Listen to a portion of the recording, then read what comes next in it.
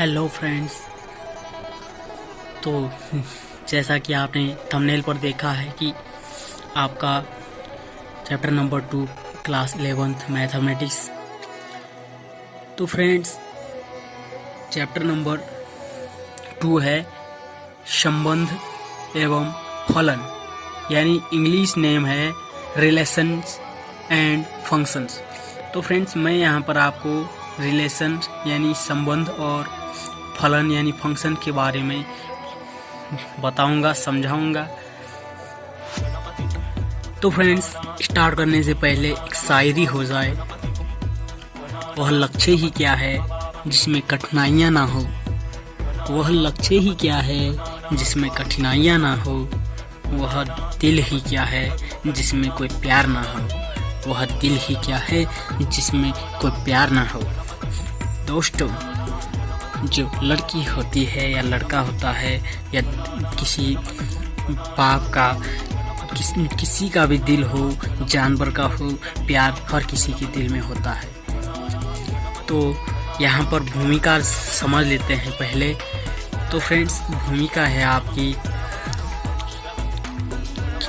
गणित का अधिकांश भाग पैटर्न अथवा परिवर्तनशील राशियों के बीच अभिज्ञेय यानी पहचान योग्य कड़ियों को ज्ञात करने के बारे में है।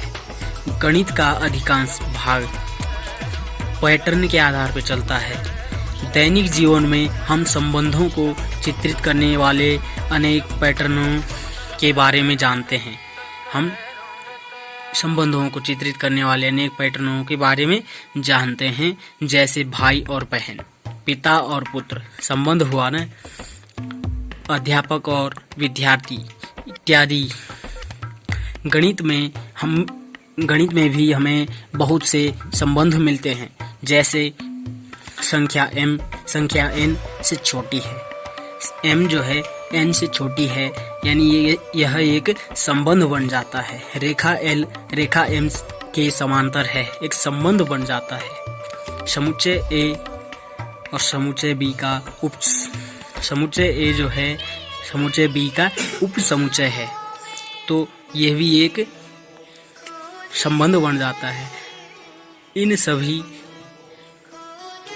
में हम देखते हैं कि किसी संबंध में ऐसे युग्म सम्मिलित होते हैं जिनके घटक एक निश्चित क्रम में होते हैं। इस अध्याय में हम सीखेंगे कि किस प्रकार दो समुच्चयों के सदस्यों के युग्म बनाए जा सकते हैं और फिर उन युग्मों में आने वाले दोनों सदस्यों के बीच बनने वाले संबंधों को सुस्पष्ट करेंगे। तो हम जानना चाहते हैं संबंध एवं फलन के वो जन्मदाता कौन है। तो वह है G.W. लेबनीज, जिनका जन्म 1646 में हुआ था और 1716 में उनकी डेथ हो गई थी। तो फ्रेंड्स आपके लगभग कितने साल 60-70 साल लेबनीज जिए थे।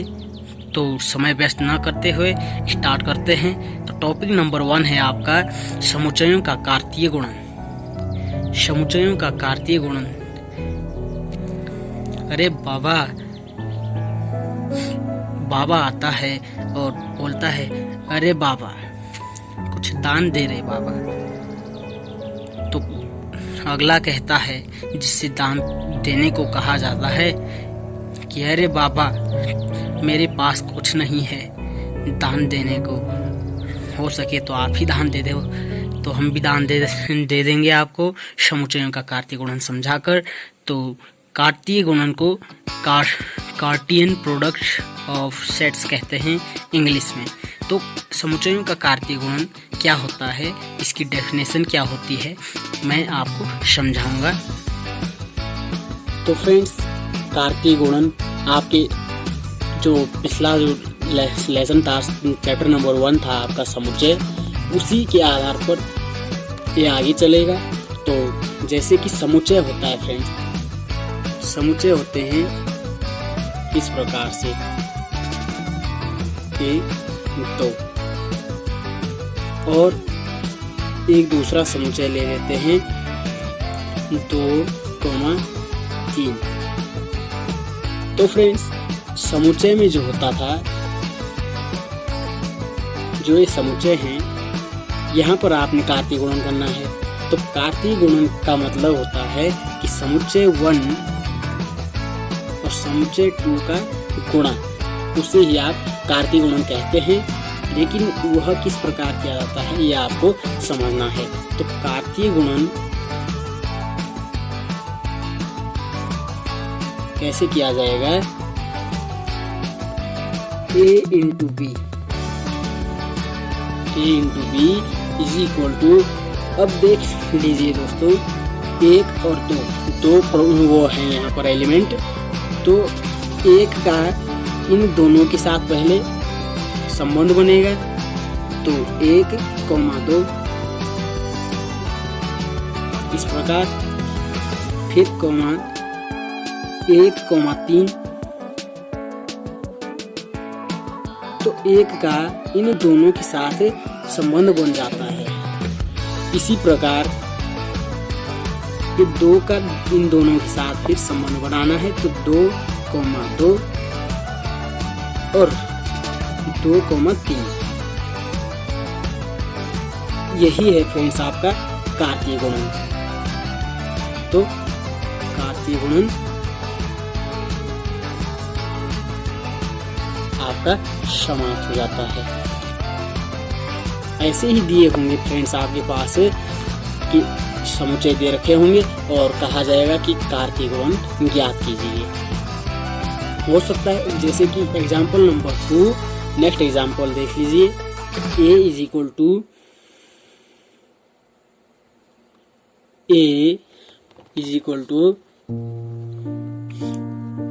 a comma b is equal to a comma b comma c। तो फ्रेंड्स यहाँ पर देखेंगे कि कार्तीय गुणन करेंगे जब, तो आपका आएगा a into B is equal to, a का पहले इन तीनों के साथ a कॉमा b और a कॉमा c। फिर से b का a और b और c के साथ इसी प्रकार संबंध बनता है और आपका कार्तीय गुणन समाप्त हो जाता है। तो b कॉमा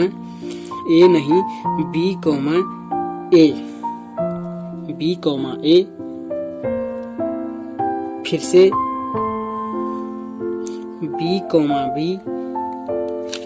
और अंत में आपका आ जाता है b कॉमा c और कोष्टक बंद कर देंगे तो आपका आंसर आ जाता है। तो फ्रेंड्स जैसा कि a का इन तीनों के साथ a comma b, a comma c, इसी प्रकार b कॉमा a यहाँ पर लिखा गया है, b कॉमा b यहाँ पर और b कॉमा c। तो फ्रेंड्स यही है कार्तीय गुणन और इसी प्रकार आपने कार्तीय गुणन करना है। तो डेफिनेशन है कार्तीय गुणन की,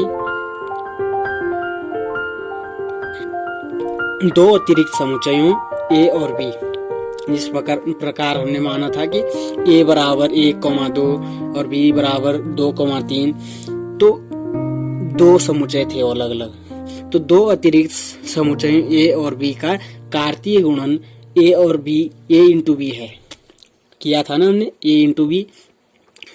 तो उन सभी क्रमित युग्मों का समुच्चय है, जो a इंटू b है, उन सभी क्रमित युग्मों का समुच्चय है जिसको प्रथम घटक a और द्वितीय घटक b से मिलकर बनाया जाता है। फ्रेंड्स यहाँ पर a इंटू b है और a comma b such that a belongs to a और b बिलोंग्स टू b। ये समझ में नहीं आएगा आपके, इसे समझने के लिए दोस्तों कहा जा रहा है कि जो a और b दो घटक थे, उनका जो समुच्चय आया था a इंटू बी, कार्तीय गुणन करके ये समुच्चय आया है a इंटू बी। इसमें ये जो है इतना इसे आप मान सकते हैं ए कोमा बी। तो इसमें ए जो है इस ए को बिलोंग करेगा, यानी जो आगे आते हैं ये वाले एक, यहाँ भी एक, यहाँ दो, यहाँ दो, तो ये 2 और 2 या 1 1 ये ए को बिलोंग करते हैं इसमें, और 3 या फिर ये 2 ये बी को बिलोंग करते हैं। तब लिखा जाएगा कि 2 belong to B, 3 belong to A, 3 belong to B, और 1 belongs to A, 2 belongs to A. Belongs to मतलब ये इनको दर्शाते हैं। 2 जो है ए में आता है, 1 भी ए में आता है और है उसी में। तो फ्रेंड्स यही है आपका कार्तीय गुणन की डेफिनेशन। तो फ्रेंड्स इसे नोट डाउन कर लीजिए।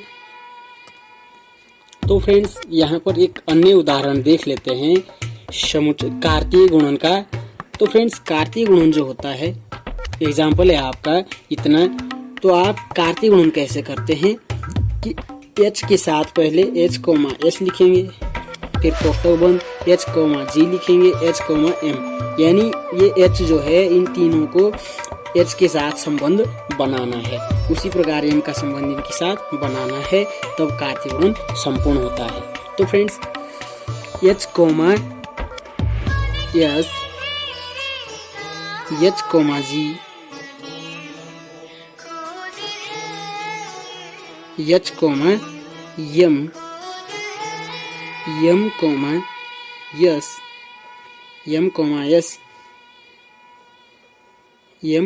g और m, फिर r, g,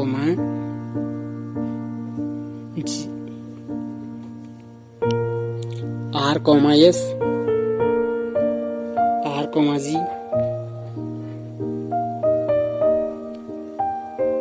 और r, m। तो इस प्रकार आपका समुच्चय कार्तीय गुणन समुच्चय बन जाता है। यही आपका आंसर हो जाएगा फ्रेंड्स, कार्तीय गुणन संपूर्ण। तो फ्रेंड्स इसी के साथ एक शायरी हो जाए। फ्रेंड्स वह शायरी ही क्या है, वह शायरी ही क्या है जिसमें हंसी मजाक ना हो, वह शायरी ही क्या है जिसमें हंसी मजाक ना हो, वह डायलॉग ही क्या है जिसमें कॉमेडी ना हो, वह डायलॉग ही क्या है जिसमें कॉमेडी ना हो, वह प्यार ही क्या है, वह प्यार ही क्या है जिसमें ब्रेकअप ना हो, जिसमें ब्रेकअप ना हो। तो फ्रेंड्स चलिए आपको, तो फ्रेंड्स टॉपिक नंबर 2 है आपके लिए संबंध, जैसे कि प्रांत, सहप्रांत और परिसर। ये 3 नाम आ जाते हैं आपके पास, प्रांत, सहप्रांत और परिसर। इन्हें इंग्लिश में कहते हैं, प्रांत को डोमेन कहते हैं और सहप्रांत को आप को डोमेन कहेंगे, और परिसर को आप रेंज कहते हैं इन इंग्लिश लैंग्वेज। तो फ्रेंड्स इनके ये क्या होते हैं ये आपको समझाऊंगा। तो जो आपने अभी तक समझा था कि कार्तीय गुणन क्या होता है, तो उस कार्तीय गुणन को आप इस प्रकार भी कर सकते हैं। तो एक के साथ तीनों का संबंध बना दीजिए इस प्रकार,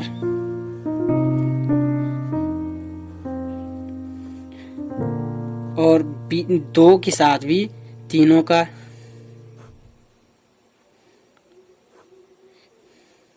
इस प्रकार। और फ्रेंड्स तो क्या होता है कि इसे आप लिखेंगे इस प्रकार, लिखेंगे कुछ, यहाँ थोड़ा वो हो चुका है, थोड़ा मतलब समझ में नहीं आएगा आपको। ए के साथ तीनों का, फिर 2 के साथ भी तीनों का, उसी प्रकार 3 के साथ भी तीनों का। यही तो आपने किया था कार्तीय गुणन में। और इसी को आप इसको, इसे और इसे इस प्रकार लिख देते थे और कार्तीय गुणन आपका समाप्त हो रहा था। तो फ्रेंड्स बात आती है कि प्रांत, सह प्रांत और रेंज क्या होता है। तो फ्रेंड्स जो आपका इस साइड वाला है, यहाँ देख सकते हैं, या ये है या फिर ये, सिंपल सी बात है कि प्रांत जो होता है, डोमेन जो होता है वो ए होता है। ए वाला जो पहला समुच्चय होता है उसके जो घटक होते हैं, एलिमेंट्स होते हैं, वो आपके प्रांत कहलाते हैं। फॉर एग्जाम्पल जैसे कि यहाँ पर 1 2 3 है, तो डोमेन इसमें आपका हो जाएगा कि डोमेन हो जाएगा इस प्रकार से 1, 2, 3 और आपका आंसर। इसी प्रकार कोडोमेन,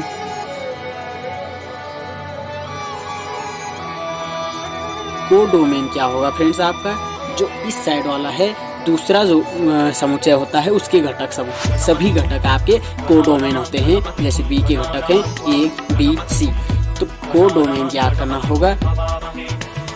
तो कैसे करेंगे, जो दूसरा जो समुच्चय होगा, पहला तो ए था यहाँ पर, दूसरा बी, तो जो बी वाला है उसकी जो घटक हैं, एलिमेंट हैं, वो सभी कोडोमेन में आते हैं। तो ए, बी, सी, ये आपका कोडोमेन हो जाएगा, यानी सह प्रांत हो जाएगा और प्रांत हो जाएंगे ये। अब बात आती है फ्रेंड्स कि रेंज क्या होता है। रेंज जो होता है फ्रेंड्स ये आपको, तो फ्रेंड्स क्वेश्चन कुछ इस प्रकार होगा, दे रखा होगा इस प्रकार डायग्राम, और आप आपसे पूछेंगे रेंज, कोडोमेन, डोमेन क्या है, प्रांत और सह प्रांत और परिसर बताइए इसमें। तो आप क्या करेंगे, और डायग्राम इस प्रकार दिया होगा। तो फ्रेंड्स आप क्या लिखेंगे, डोमेन में तो आप इस ए को लिख देंगे, इसके घटक लिख देंगे, आंसर हो जाएगा। और कोडोमेन में जो बी के जो सभी घटक हैं कोडोमेन हो जाएंगे, सह प्रांत हो जाएंगे। अब बात आती है कि रेंज क्या लिखेंगे फ्रेंड, जो यहाँ पर जुड़े हैं वही केवल रेंज में आते हैं फ्रेंड, वो भी बी के घटक। तो बात आती है कि रेंज यानी परिसर जो होगा, जो प्रथम समुच्चय है ए, प्रथम समुच्चय ए, इसके साथ जितने भी घटक समुच्चय बी के जुड़े हुए हैं वे आपके परिसर में आते हैं। यानी परिसर वही होगा, रेंज वही होगा जो बी के घटक ए के साथ जुड़े होंगे।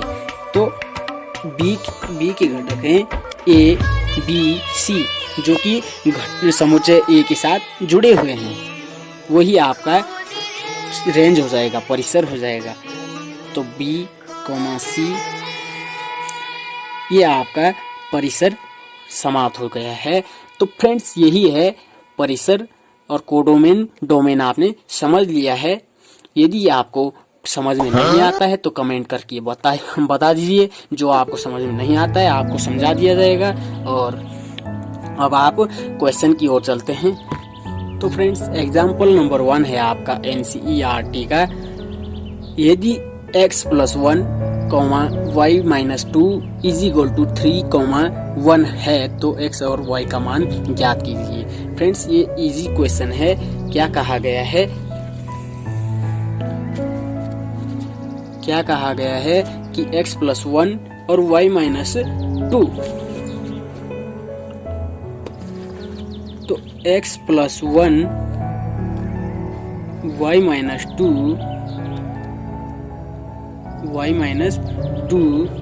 = 3, 1, यानी जो x+1 है इसके इक्वल में आएगा 3 और आपका x का मान आ जाएगा 4।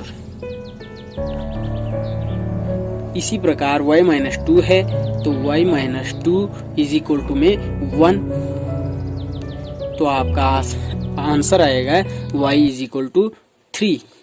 बहुत इजी सा सवाल है। क्वेश्चन नंबर 2, एग्जाम्पल नंबर 2 है P = ABC और Q = R है, तो P × Q, Q × P ज्ञात कीजिए। और क्या दोनों कार्तीय गुणन समान हैं, यानी ये इससे पता चलता है कि दोनों कार्तीय गुणन से संबंधित क्वेश्चन है ये, और P इंटू क्यू कार्तीय गुणन होता है, Q इंटू P कार्तीय गुणन ही होता है। तो करते हैं। तो क्वेश्चन था आपका, इफ यदि आपका P is equal to ABC है और Q is equal to R है, तो देन तब P इंटू क्यू ज्ञात कीजिए और Q इंटू P ज्ञात कीजिए। इज P इंटू क्यू क्या Q P into Q is into P के बराबर है या नहीं, यस और नो। तो सवाल करते हैं, P इंटू क्यू क्या होगा? A के जो घटक हैं इनका संबंध Q के घटक से करेंगे। तो पहले A के साथ R लिखेंगे, फिर B के साथ R, फिर C के साथ R, और आपका P इंटू क्यू समाप्त हो जाएगा। तो A, R, B, R, C, R, और your question is finish. Next Q into P। अब यहाँ पर उल्टा है, Q इंटू P कार्तीय गुणन है, यह कार्तीय गुणन ही है, लेकिन Q इंटू P करना है। तो Q R है, R का इन तीनों के साथ, तो R, A, R, B और R, C। यह आपका कार्तीय गुणन समाप्त हो चुका है। अब चेक कर लीजिए P इंटू क्यू और Q इंटू P बराबर हैं या नहीं। तो बराबर हैं क्या, समान है क्या? नहीं है। तो फ्रेंड्स लिखेंगे कि P into Q is not is equal to Q into P, और आपका फाइनल आंसर।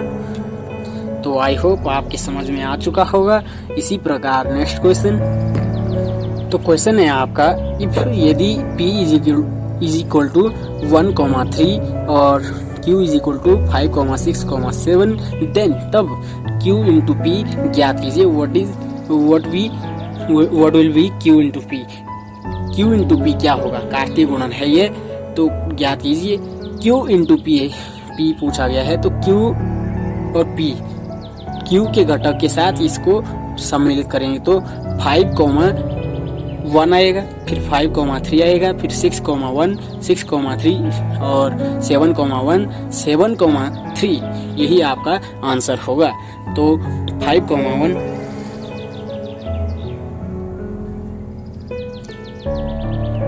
5,3, 6,1